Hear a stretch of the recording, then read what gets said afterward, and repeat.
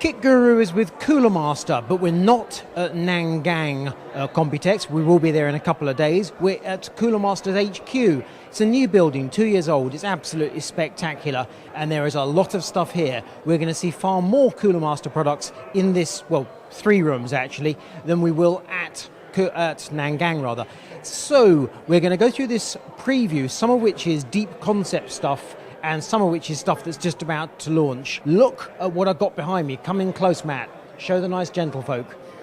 As it says, concept case high-end, concept case mainstream. I'll hold the card up for Matt. This is what they're calling part of their Max concept.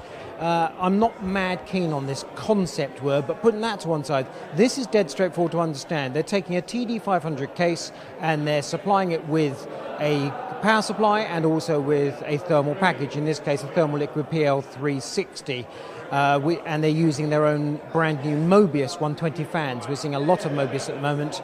And that's basically it. They're selling this into SIs, system integrators, and all they have to do is plug in a motherboard and you're good to go, and obviously a graphics card. There is one neat wrinkle of this particular case we haven't seen before, which they're trying out, which is this. Ease off this panel, and here are all the screws that you typically get in the accessory pack with your case. They're saying that this piece of foam is just a placeholder. They'll come up with something nicer. I'm imagining something sort of gel-like. But I'm perfectly happy with this foam. And it doesn't add a great deal of cost to the idea. It just means that when you need some screws in a year or three's time, there they are. You haven't got to go and find them in the garage in a box. This high-end concept is a wholly different ballgame. It is huge. It is wide. It's got some other fun and games going around the front, but the point here is airflow comes in the bottom and the side. You've got a gauze over 3 140 fans. You've got some 140 fans in the side if Matt comes around and looks in. And note the Mobius colour again. We've got 2 fans at the rear. We've seen this before with some of the Cooler Master cases, the large models, and we've got 2 hefty great big 200s in the roof. Either 180s or 200s, loads of cooling. But we've also got this light box inside the front. Currently it's just fixed white. They're talking about making it ARGB, which will be controlled by your motherboard. So this is smashing together a number of things. It's taking the idea from the concept case mainstream, i.e. it's mostly pre-built for SIs, and then they're adding in other clever bits and pieces. You can get a flavour, however, for how far they're going with these concepts. Matt, if you come around the front, and going close to the bottom. And down here we have some GPS coordinates, and those are the coordinates for this very building.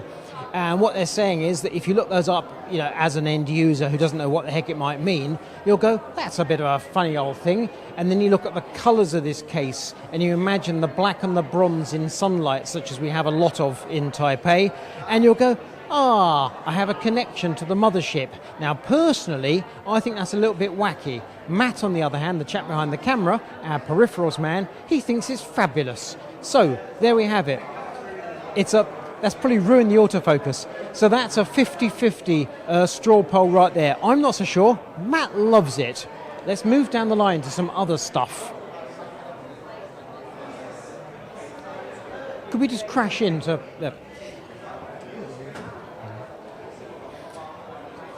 More of the Core Max theory stuff. This is NCORE100. This is small form factor, kind of. Now, I recently did the Corsair 2000D, which is an ITX footprint and really tall. This is not that large, but it's fairly large for ITX. And the idea is that they're going to supply it with this liquid cooler. It's a really thick rad, but only 120 in the area. Also an SFX power supply. And if you note these levers, can I even open the things?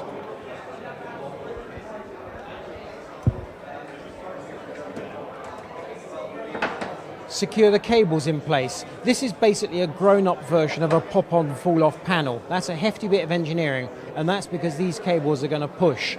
So the cables are cut to length to suit this power supply, this cooler in this chassis, and lo and behold, you have a proper high-end PC in a relatively small form factor. This liquid cooler has apparently got some clever new pump technology. It's got a really thick rad It's got a high-speed fan. I think they were talking about 2,600 RPM, and they're talking about this cooling a 250-watt processor, like a full-on Core i9, which I find quite mind-boggling.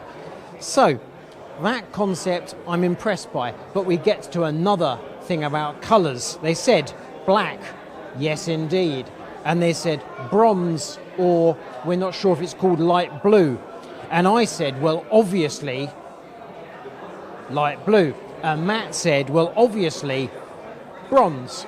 So once again, a 50-50. So please vote down below, bronze or blue. Clearly the answer is blue, but Matt might be correct.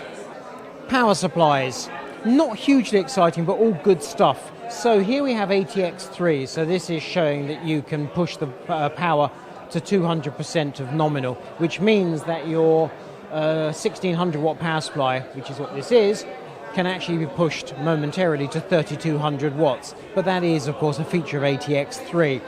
So we have V Platinum V2, and then 1600, 1300, and 1100. And that's pretty much the end of the story. Impressive, but that's all we can take from it. These power supplies here, they've smartened up somewhat, but what really caught my eye is these SFXs. They tell us this is Cooler Master owned technology, not using an OEM, and we have 850 and 1300 watts. There's also 1100 watt version of the Platinum and the 750 watt. So 850 watt gold or 1300 watt Platinum. When I did, as mentioned, the Corsair 2000D case recently, I was looking up SFX power supplies. 1300 watt SFX in Platinum, that's quite special. These power supplies come with a 12 watt high power cable which has a 90-degree angle on the end. I note there's also a version that's straight. I'm hoping this means you get both in the package. And we can see here how the cable goes in neatly. And obviously the idea is that your 4090 doesn't suffer from an early cremation. They also claim this reduces the temperature of the cable by 5 Celsius. But never mind that. Not bursting into flames is what we're looking for, and that's a good thing. Plus, neat and tidy. Masterloop Concept Series. There are 2 of these cases here to support 2 of their partnership manufacturers with motherboards and such like. But we're going to look at this one, which is the Asus fella. So we've got ROG Maximus hardware and ROG Strix. But the news here from Cooler Master is the fittings and the water blocks and also the pump reservoirs. The pump res is unusual. So it mounts against a fan housing here. You've got 1, 2, 3, 4 120mm screws, but the unit is clearly much larger than that, so it's up against a 120. Screws in from this side, and then you've got a not D5, not DDC pump, which is powered purely by PWM, and they're claiming has the flow rate of a D5. This is the reservoir. You don't need a flow meter, because you can see with your own 2 eyes that you've got flow, no trouble at all, and it's a different form factor. I like it, but I do think it's a bit weird. In a similar way to these unions for hardline tubes with swivels built in, they're different, but they're weird, because I'm not used to seeing squares inside cases. I'm used to seeing rounds and curves. That will take some getting used to. And then we have this radiator. Now, you can't tell on camera how heavy it is, but believe you me, I've never felt a radiator like it. You probably can't see fresh air through it because the fins are that dense. They are unbelievably dense. Also, they have a profile to them, like an S shape, which is apparently patented. And it's full copper. It weighs the earth.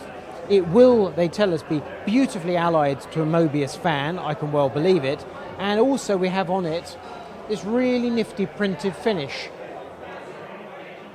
which is just, well, it's very neat, but I've not seen that done before. I'm used to seeing straight painted finishes on radiators. And we can see here how this large radiator looks in situ. They potentially are fascinating. This either means that EK and other manufacturers have basically got things, if not wrong, then they've missed a trick with fin density and construction, or Cooler Master, a new entrant to custom loop, has got things right. So the first system we saw was the Asus system, and this is the MSI system. Realistically, there's not a lot to choose between them except for the graphics block, which in both cases is a solid piece of work.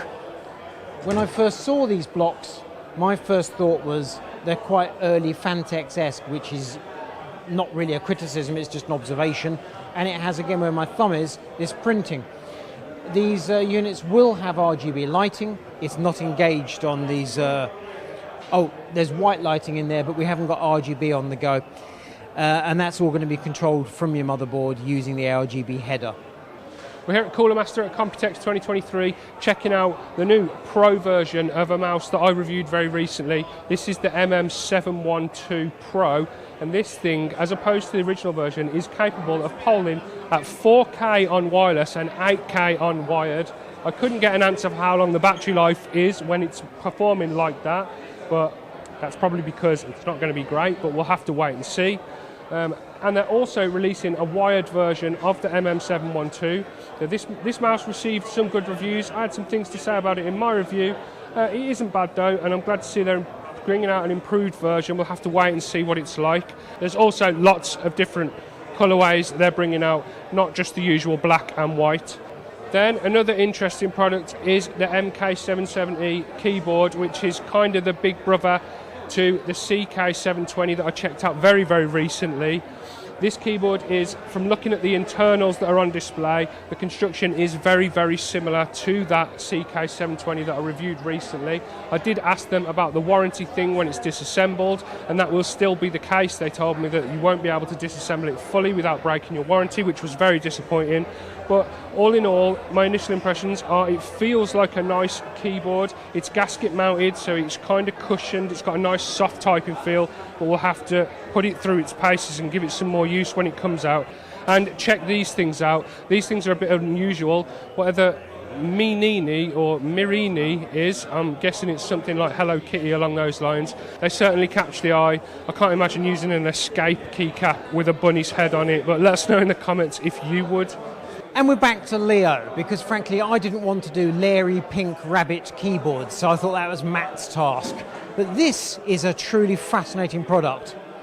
Framework, the customizable, upgradable laptops. So when you've had your framework for a year or two, you decide it's time for a new motherboard and processor, you take out the old motherboard. You replace it with the latest gen hardware. What do you do with the old motherboard? Well, according to Cooler Master, you put it in a case. This is a rehoused laptop that's ready to rock. USB-C power, so there's no external power supply. Plug it into a monitor, mouse, keyboard. You're golden. The case is priced at $39. That price is set by Framework. We have to think that Framework has worked very hard to come up with that price. They've probably helped Cooler Master, because there's clearly some molding work that's gone into this and some tooling, and it's not going to be particularly cheap to produce. My guess is that Framework is trying to avoid any e-waste. They don't want these motherboards going to landfill. And let's face it, they're proper bits of hardware. So once you've upgraded your Framework, a brand new cheap PC for $39. Wonderful. We saw the Cube 500 at CES. Then it was an early prototype. Now it's quite clearly far closer to production. So this is a flat pack case. It's basically IKEA-esque, or IKEA-esque, if you will. A variety of colours. They're talking about the base chassis being white, and then you'll have a choice of 2 colours for the panels inside. I like them all. My preference, I think, is for something like this light peach, because it's not the sort of colour you see ordinarily. White we've seen before. The pistachio green on the case is perfectly pleasant. I couldn't face having that around my personal office, so I'm landing on this colour. Once again, however, votes down below. We're expecting to see the Cube 500 coming to market in the next few months. I forget the price. It was something cheap like $99. It looks very interesting, and it's one I certainly want to review. One of the big themes at Computex this year is AI. There's no getting away from it. However, another theme is sustainability, or green, eco. Here we have sustainable ecosystem. Now, it is mildly amusing. Cooler Master Cube 500 case we just saw, their Liquid Atmos liquid cooler that's coming to market soon. A Cooler Master power supply with Eco Edition at the end, and CF120 ARGB. Core i9 12900K on the other hand, not the least bit eco. They suck power like they're going out of fashion. The point here, however, is that these other products have a degree of renewable material. The power supply housing, very little. It's only 9% recycled iron. But heat sinks inside the power supplies, a certain amount of recycled aluminium, and then we move up to some recycled plastic inside the pump body of this liquid cooler.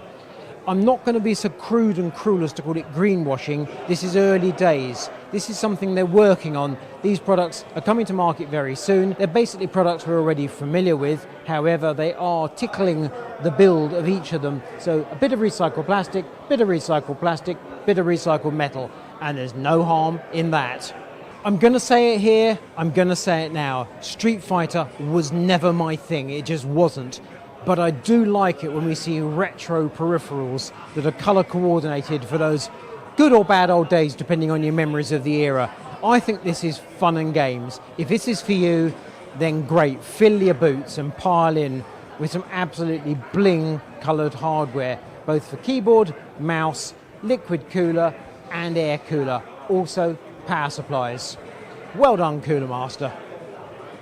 Oh, and a headset. Don't forget the headset. Let's get that case a little bit. It is. I mean, it's cool. I just can't stand the game, if you know what I mean. Yeah. We're finishing up with the sneaker that we saw at CES of this year. Frankly, there's nothing more to say about the thing. I'm certain it's not going to be a product. I just like it because it's utterly batshit, and that's a good thing to see in this world of computers. But we're going to sign off over there. And this is absolute genius. I love it to bits, the Shark X. We're signing off here from the preview at Cooler Master before Computex even kicks off, and we're going to do another little tour of their booth in a couple of days' time. But we've seen, I think, most of the good stuff right here. We've had a great time.